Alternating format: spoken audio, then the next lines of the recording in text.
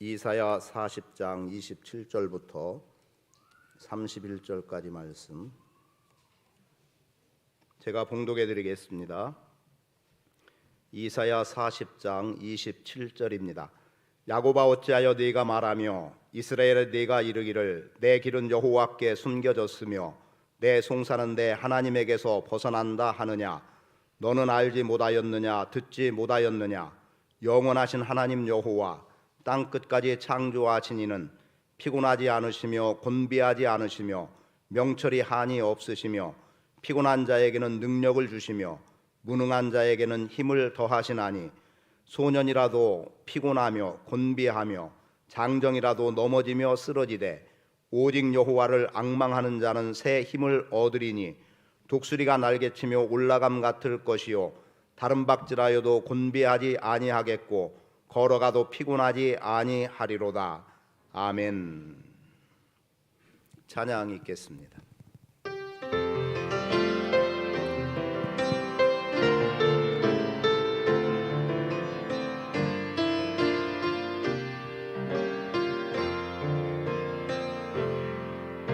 주 부르심 따라 예수 이름 부르며 나의 인생을 드렸네. 사람들이 해 못하고 결과 어떠하든지 주만 따라가길 원했네. 이제와 돌이켜보니 그저 부끄러울 뿐 모두 다 주의 은혜라. 벼랑 끝에 선 나를 주의 손이 이끌어 여기까지 인도하셨네. 하나님 사랑 날 떠나지 않고 끝까지 사랑하셨기에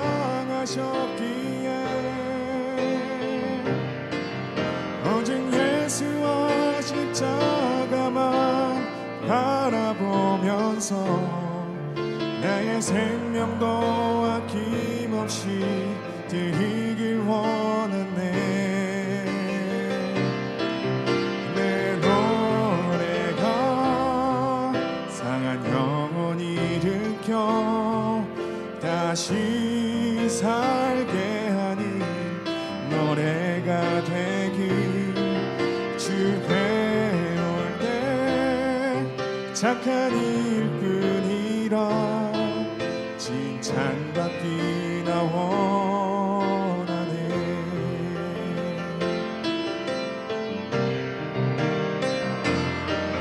하나님 사랑 날 떠나지 않고 끝까지 사랑하셨기에 오직 예수와 십자가만 바라보면서 나의 생명도 아낌없이 드리길 원했네.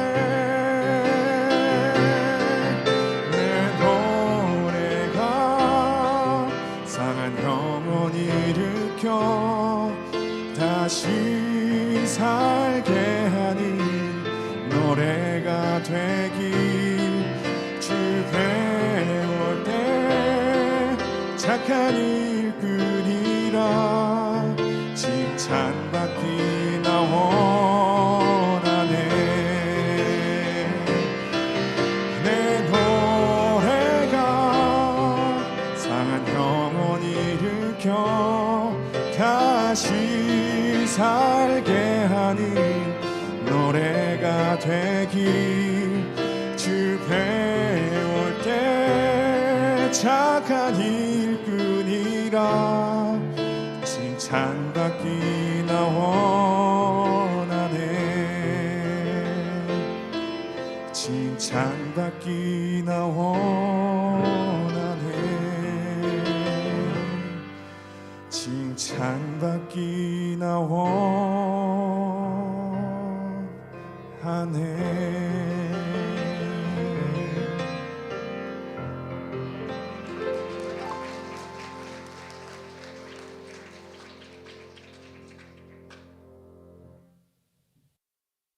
늘 찬양으로 하나님께 영광 돌리는 은혜의 삶을 사시기를 축복합니다.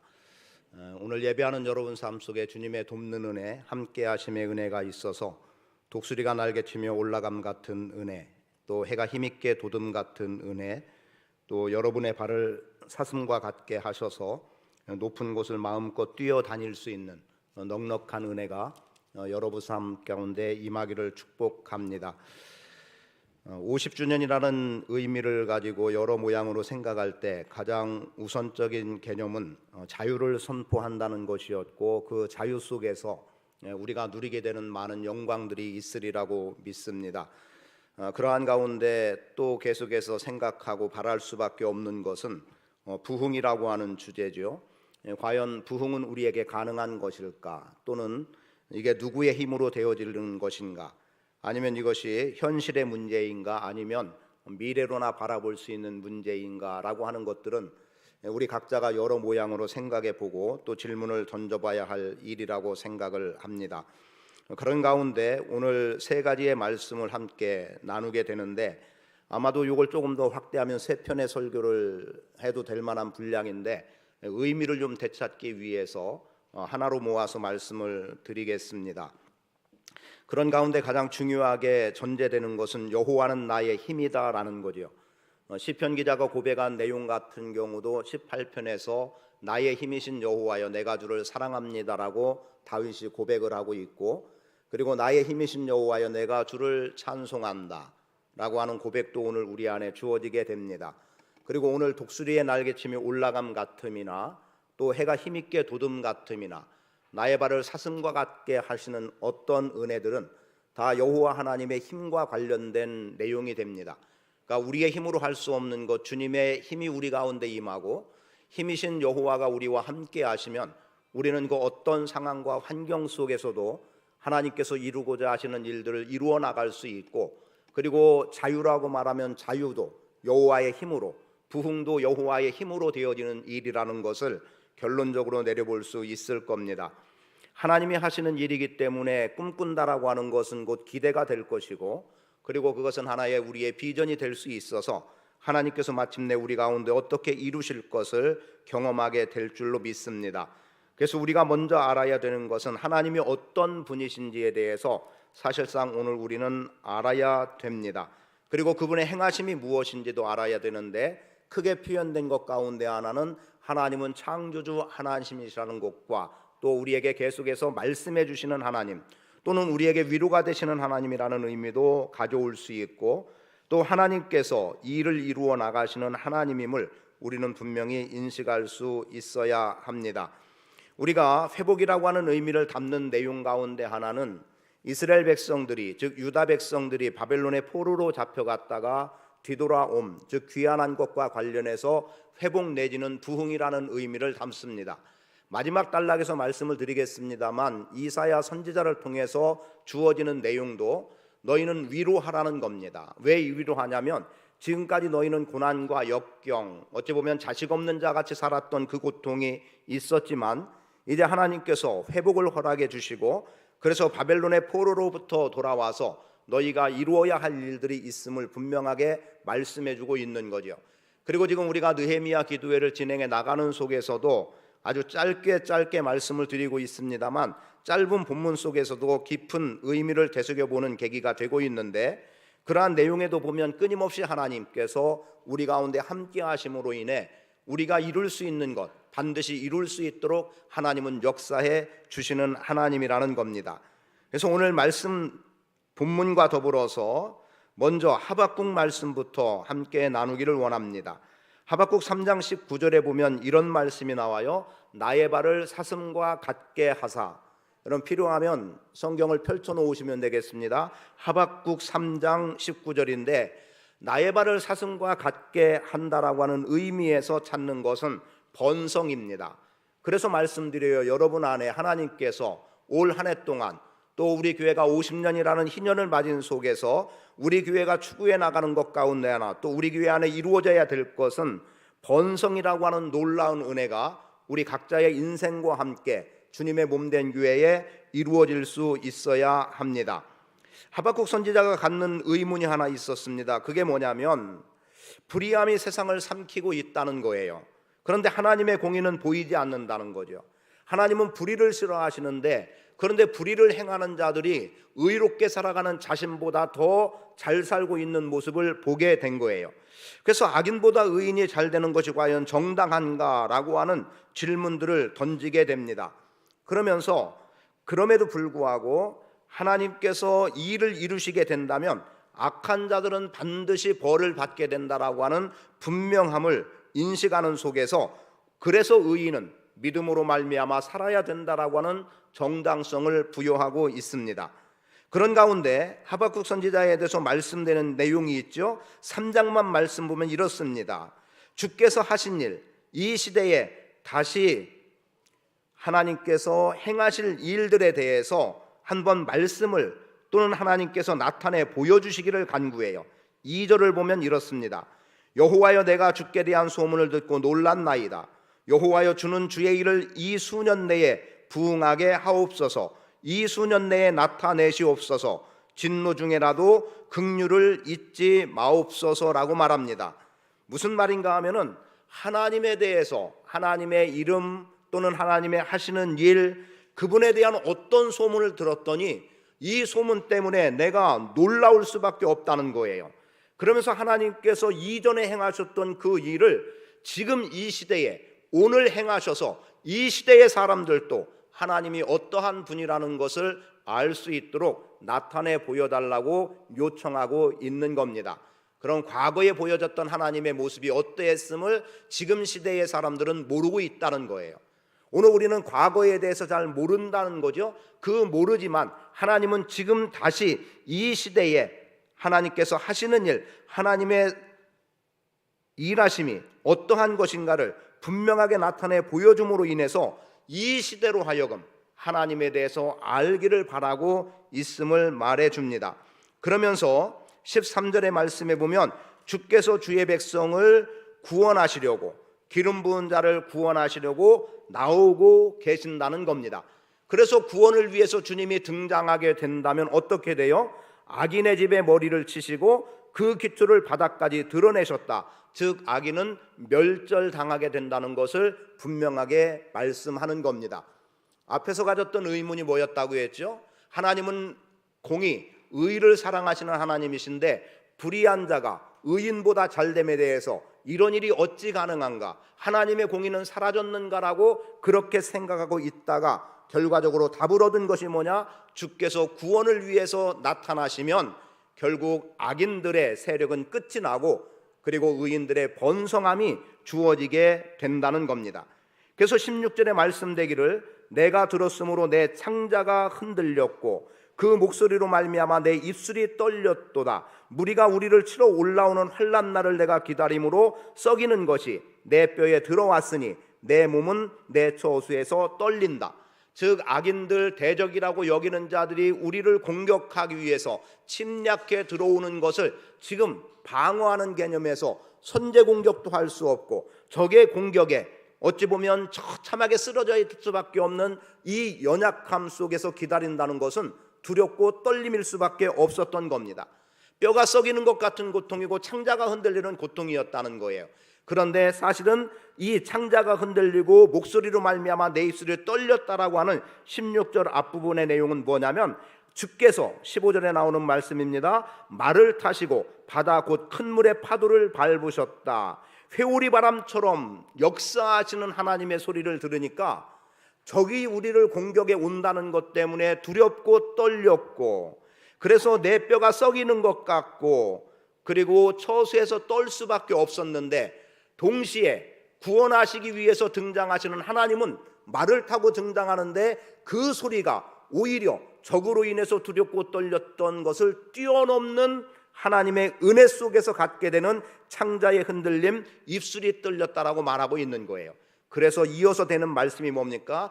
비록 무화과 나무에 소출이 없고, 그래서 없고 그리고 양과 소가 없을지라도 나는 여호와로 인하여 기뻐하겠다라고 고백할 수 있었던 겁니다.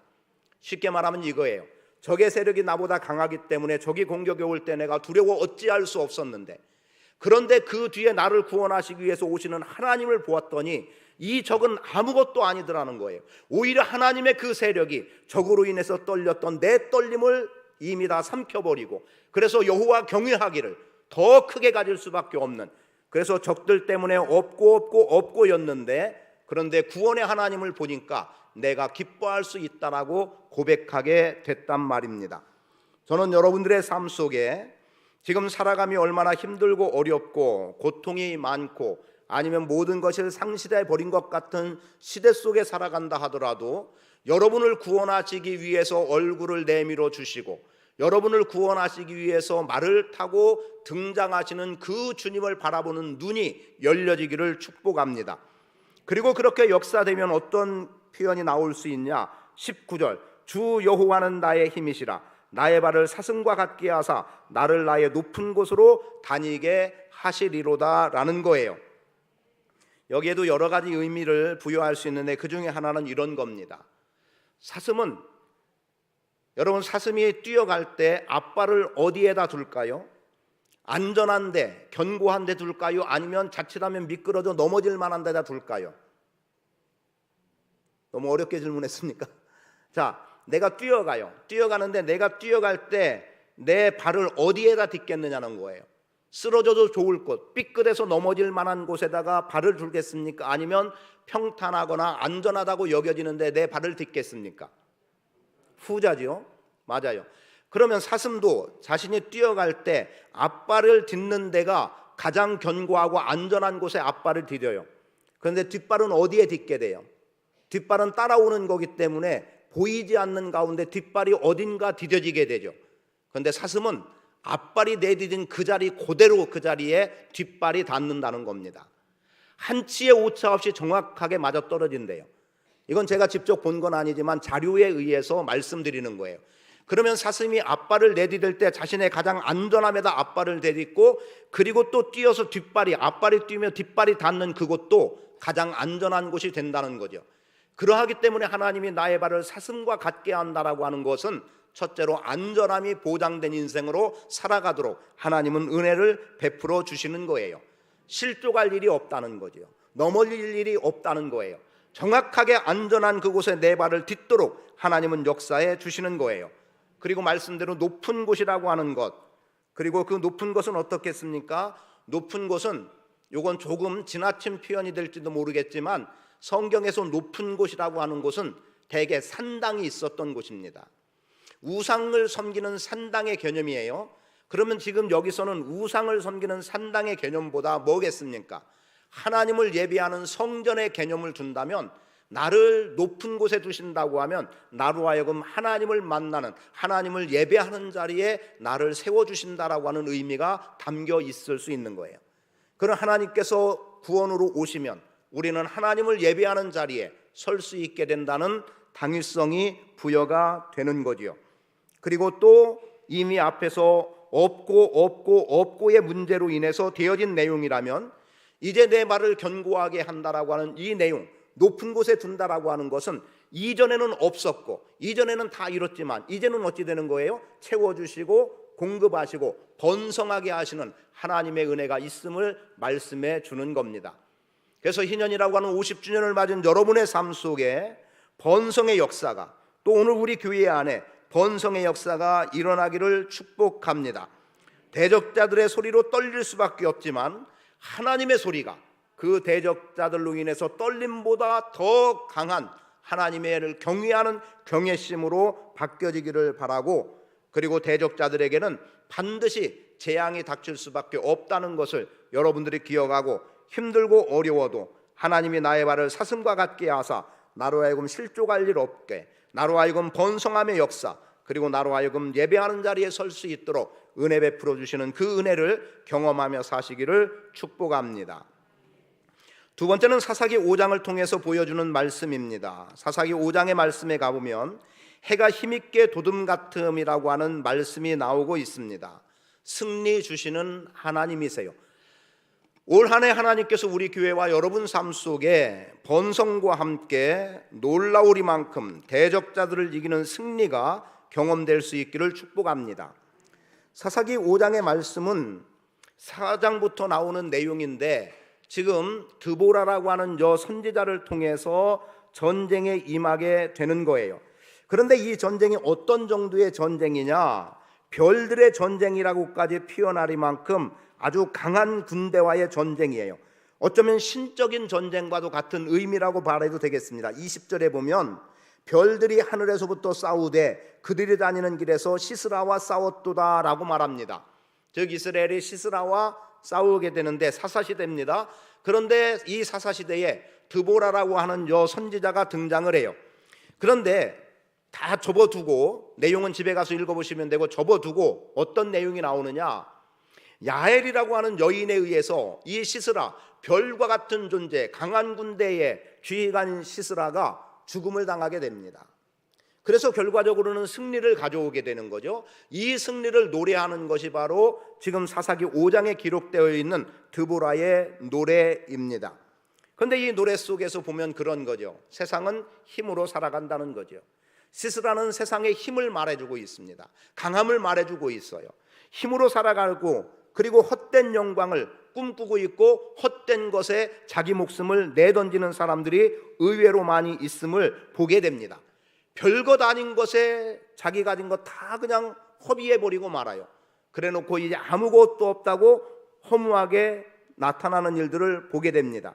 그걸 어디에서 볼 수 있냐면 28절의 말씀에 보면 시스라의 어머니가 창문을 통하여 바라보며 창살을 통하여 부르짖기를 그의 병과가 어찌하여 더디 오는가. 우리는 알죠? 왜 더디 와요? 시스라가 죽었기 때문에 지금 전쟁에 승리로 와야 할 때에 지금 오지 않는 거예요. 그런데 시스라의 어머니는 이 시스라 아들의 죽음을 모르고 있기 때문에 왜 이렇게 더디 올까라고 하는 어쩌면 조금은 염려스러움이 있을 수도 있어요. 그런데 그 뒤에 보세요. 그의 병거들의 걸음이 어찌하여 늦어지는가 하면서 그 다음에 이렇게 말합니다. 30절. 그들이 어찌 노략물을 얻지 못하였으랴. 내 아들이 많은 노략물을 얻었을 거라는 거예요. 그리고 그것을 나누었을 거라는 겁니다. 그리고 군대로 나갔던 사람들마다 한두 명의 여자들을 얻어서 자기의 아내로 삼을 수 있게 됐다는 거예요. 그리고 채색 옷을 노략했고 그 옷을 입고, 그리고 노략한 자의 목에 꾸민다라고 표현하면서 내 아들이 얼마나 영광스럽게 세상의 것을 다 받아 누릴 수 있는 자리에서 돌아오겠느냐라고 말하고 있어요. 그런데 그게 가능한 일일까요? 아니에요. 시스라는 이미 죽었기 때문에 어머니의 바람과 기대처럼 아들은 돌아올 수 없습니다. 노략물도 없고, 죽었는데 노략물이 또 무슨 소용이 있겠습니까마는 아무것도 없는 허무함으로 끝나버린 거예요. 세상의 부귀 영화를 바라고 사는 사람들의 결말을 의미하기도 합니다. 그런 속에서 나오는 말씀이 31절이죠. 여호와여, 주의 원수들은 다 이와 같이 망하게 하시고 시스라처럼 그냥 단번에 끝장나 버리기를 원하고 있고, 주를 사랑하는 자들은 해가 힘있게 도든 같게 하시옵소서라고 하는 드보라의 노래의 말입니다. 오늘 우리가 계속해서 이번 한 달 동안 보는 것은 자유, 회복이라는 의미를 담았습니다. 그런 속에서 매인 자나 포로된 자, 억압받는 자, 자유함을 얻는 게 희년이라는 거였어요. 그런 전쟁에서 승리도 진정한 자유라는 의미에서 이것도 희년에 누리게 되는 영광입니다. 어떤 사람들은 세상을 힘으로 살아가고 헛된 영광을 목숨보다 더 귀하게 여기기 때문에 어떤 무슨 출신, 무슨 똑똑함 이런 것들을 이야기합니다. 그것은 말과 병거를 의지하는 것과 다를 바 없는 거예요. 여러분, 교회 안에 세상의 똑똑함이 얼마나 중요합니까? 그렇지 않은 거예요. 소위 무식하다고 표현한, 죄송합니다 이런 표현 써서, 그래서 글자 하나 읽지 못해도 하나님 앞에 성실함으로 신실하게 헌신해 살아가는 사람들이 얼마나 많이 있었습니까? 지금도 여전히 그런 거예요. 여러분, 세상에 가졌다 누렸다 하는 것이 교회 안에 적용되는 게 아니에요. 교회는 연약해도 가장 큰 자가 될 수 있음을 우리는 알아야 합니다. 신실한 사람, 겸손한 사람, 하나님을 전적으로 의지하는 사람, 이들이 여호와의 이름을 의지하는 거예요. 시스라는 세상 힘을 의지했습니다. 세상 똑똑함을 의지했습니다. 말과 병거를 의지했습니다. 그러나 드보라나 야엘은 어떻습니까? 여호와의 이름을 의지했습니다. 다윗도 만군의 여호와의 이름으로 나갔습니다. 결국 승리입니다. 저는 여러분이 여호와의 이름으로 한 해 동안 승리하시되 여호와의 이름이 여러분으로 하여금 해가 힘있게 돋음같게 하시는 은혜로 살아갈 길을 열어주시기를 축복합니다. 말씀대로 대적에 대해서는 뭐라고 말해요? 여호와여 주의 원수들을 다 이같이 망하게 하시고, 시스라의 어머니에 해당되는 거예요. 착각 속에 살아왔던 그에게 지금 너 세상 똑똑함으로 되어지는 일 아니다, 너 세상 가지고 누린 것 갖고 되어지는 것 아니다, 그거 바라본 것 이렇게 헛될 뿐이다, 무의미할 뿐이다, 오히려 그것이 어리석은 거다, 이렇게 말해주고 있는 거예요.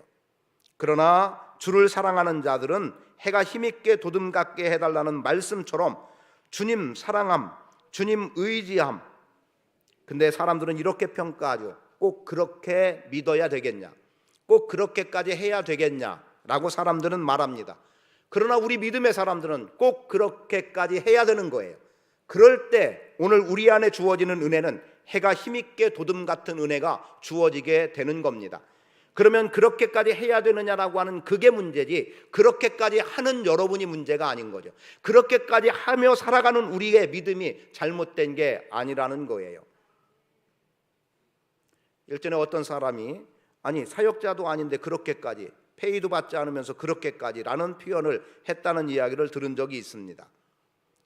그건 그렇게 보는 게 문제인 거죠. 그렇다고 교회가 또는 목사가 성도들을 뭐 악착같이 어떻게 짜내서 그럴 마음과 그런 의도는 전혀 갖고 있지 않아요. 그렇게 해서도 안 되는 거고, 본인이 은혜 받은 대로 헌신하고 충성함이 누군가 볼 때 아니 꼭 저렇게까지인 거지, 누가 강요해서 하라 마라 해가지고 하는 것을 가지고 누가 저렇게까지, 뭐하러 저렇게까지 이렇게 말하는 건 아닌 거예요. 그러하기 때문에 저는 여러분들이 꼭 그렇게까지 하는 사람이 되기를 바랍니다. 그것은 결코 잘못이 아니에요. 하나님이 부어주신 은혜 속에서 그렇게 행하는 것은 정상입니다. 다만 교회 안에서조차 꼭 저렇게까지 해야 하느냐라고 말하는 그가 잘못이라는 거지요. 하나님 나라를 위해서 싸우는 사람들, 하나님께서 해가 힘있게 돋음같게 하셔서 승리를 경험케 해 주실 겁니다. 해가 힘있게 돋는다는 것은 해는 중단시킬 수 없는 거예요. 해가 떠오르는 것 잠시 구름이 가릴지는 모르겠어요. 그러나 구름이 가려진 그 순간에도 해는 여지없이 떠오르게 되고 벌써 위치가 이동해 가 있죠. 그러면 이것은 그 어떤 것도 제한할 수 없고 거부할 수 없고 막을 수 없음입니다. 하나님께서 여러분에게 주시는 은혜는 그 누구도 가로막을 수 없는 거예요. 하나님이 허락하시는 범주 안에서 여러분이 누리는 은혜의 풍성함입니다. 그래서 참 자유는 승리를 주시는 하나님을 의지하는 사람들에게 주어지는 은혜입니다. 구원을 바라보는 주님을 사랑하는 사람들에게 주어지는 은혜입니다. 영광의 주님께 얼마나 충성하고 헌신한 사람들에게 주어지는 은혜입니다.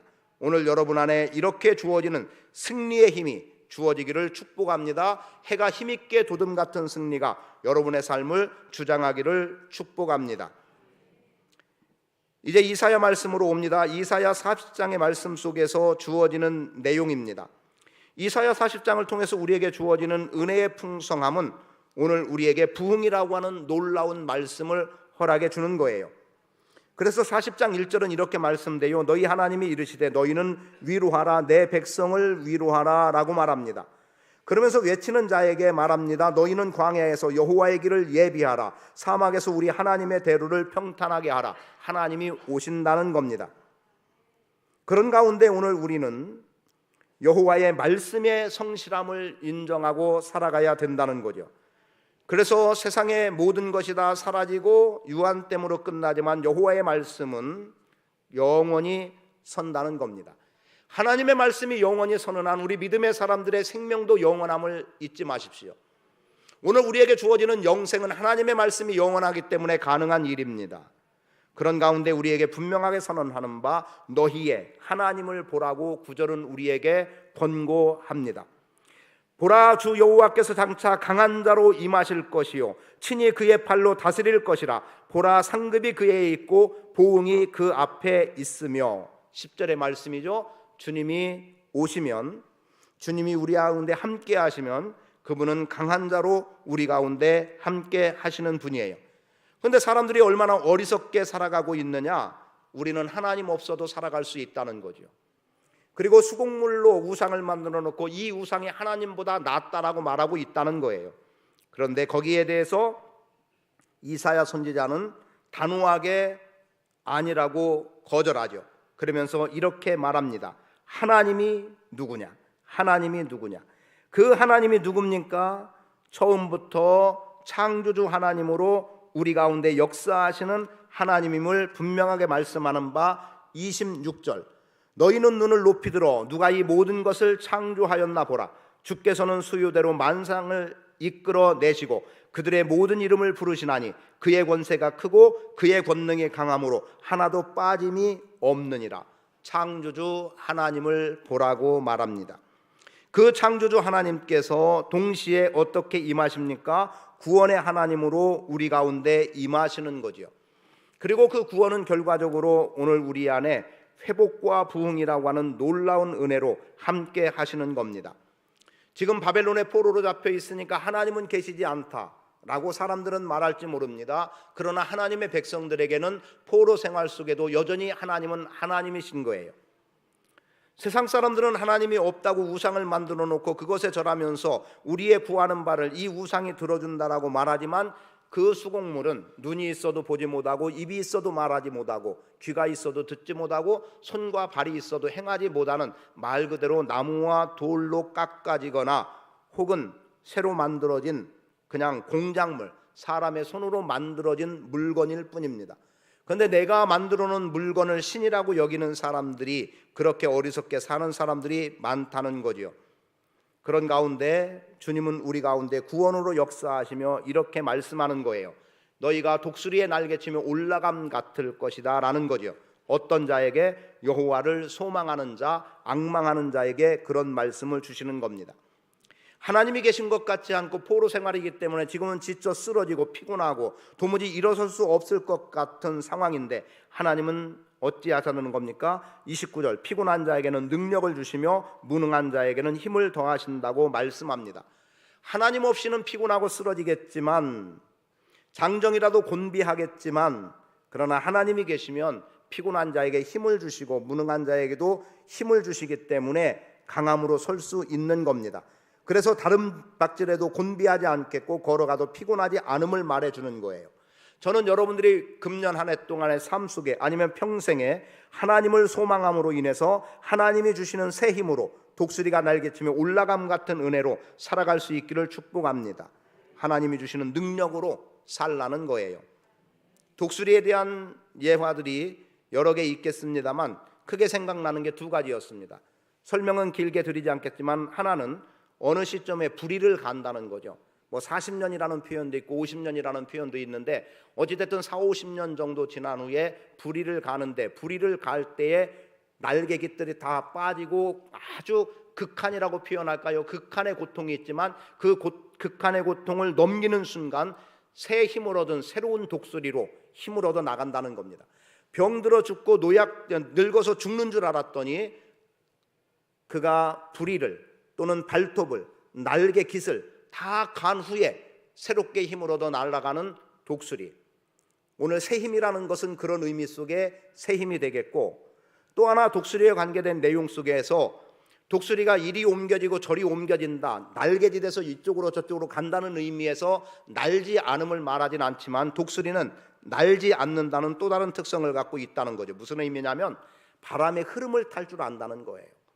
그래서 바람의 흐름을 타기 때문에 정작 다른 새들은 날개짓하며 날아가는 그때에 독수리는 날지 않고 날개를 펴고 바람의 흐름을 따라서 이동해 가기 때문에 처음이야 날개짓을 하겠지만 그러나 어느 순간부터는 날개짓을 하지 않고 독수리는 난다는 겁니다.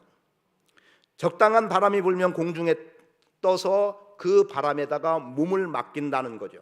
그럼 힘도 소비되지 않는 거고 안전함이 계속되는 거예요.